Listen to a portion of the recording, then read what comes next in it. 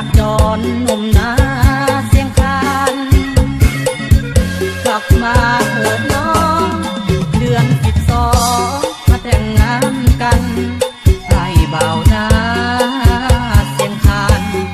ยังยึดมันอยู่เด้อสาวนาวา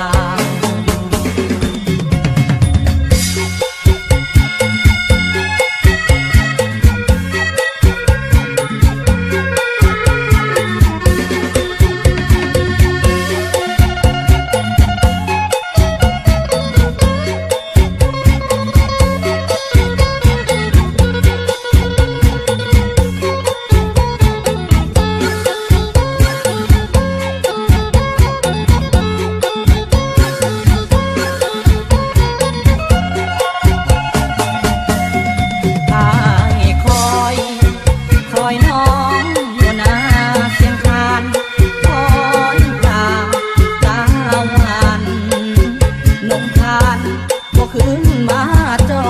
ยกระต่ายไม้จันควันแหมแถมยังเฝ้าคอยน่าจะโทรหาจักหน่อยขอให้คนคอยได้หัวแย้มเบิกบาน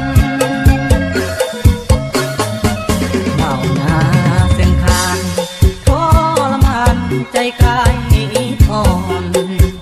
อยากเห็นใบหน้าบังอ่อนตัวจากจรหนุ่มนาเสียงคานกลับมาเถิดน้อง